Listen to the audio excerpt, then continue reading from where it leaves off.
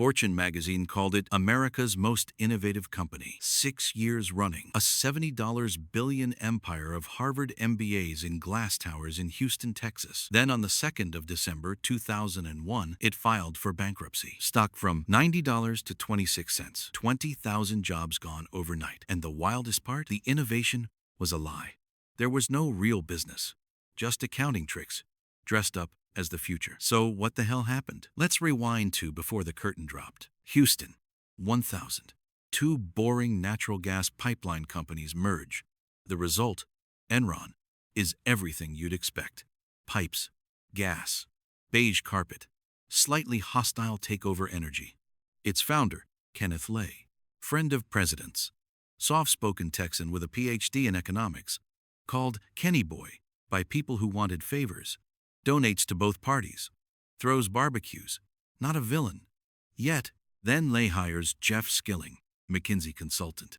Brilliant, cold-eyed. Skilling looks at the boring pipeline company and says, "Why are we selling gas? Let's sell the idea of gas." "Sir, you sell what now?" "Contracts, promises, future trades, Wall Street math wrapped around a pipeline." Skilling pitches an accounting trick called mark-to-market. Normally, you book money when you earn it. Mark-to-market lets you book money when you think you'll earn it. So sign a 20-year energy contract today, project the profit, and write the whole thing on this quarter's books. Today, before a single molecule of gas changes hands. The SEC approves it in 1992. Enron stops being a pipeline company that day. It becomes a hedge fund pretending to be one. Then comes Andy Fastow, CFO, the magician. Fasto's job is to make Enron's debt disappear.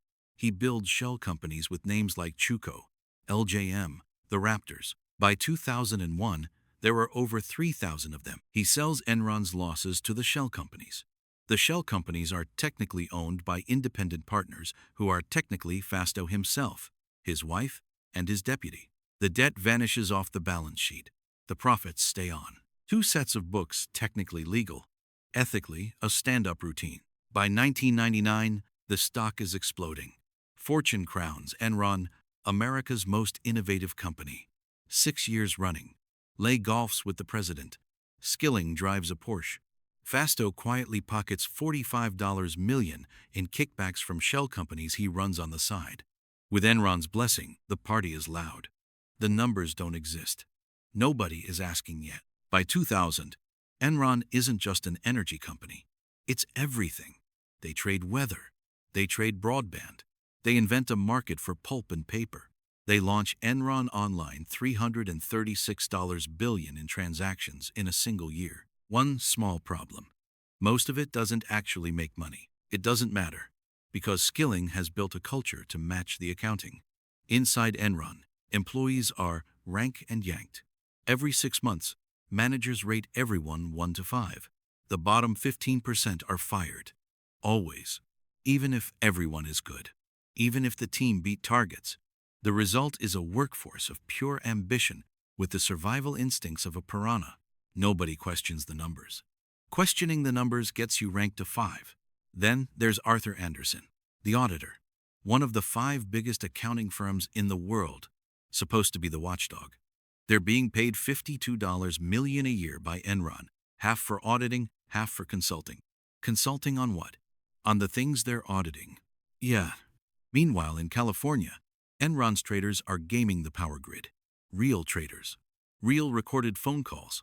They invent fake transactions called Death Star, Get Shorty, and Fat Boy. They deliberately shut down power plants to spike electricity prices. Grandma in California freezes in her own home. Her electric bill triples. A trader in Houston gets a bonus. Burn, baby. Burn. That's a beautiful thing. Those are real quotes. From real recordings. Released in court, the stock hits $90 in August 2000. Market cap, $70 billion. CFO magazine names Andy Fastow CFO of the year. Skilling becomes CEO. Lay steps up to chairman. The pyramid is finished. The window dressing is perfect. The smartest guys in the room have built the most successful company in America. It's a hologram. March 2001. Fortune magazine. A young reporter named Bethany McLean publishes a single article. The title, Is Enron Overpriced? Inside it, one simple question. How exactly does this company make money? She'd read the annual report. 60 pages. It explained nothing. The accounting was deliberately incomprehensible, dense, jargony, full of references to entities she couldn't trace. McLean called Skilling. How exactly does Enron make money? That's an unethical question. That's not an answer.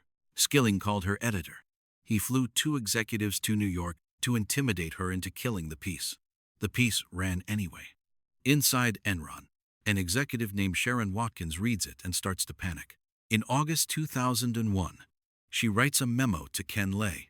I am incredibly nervous that we will implode in a wave of accounting scandals. She uses the word implode. Lay puts her under investigation.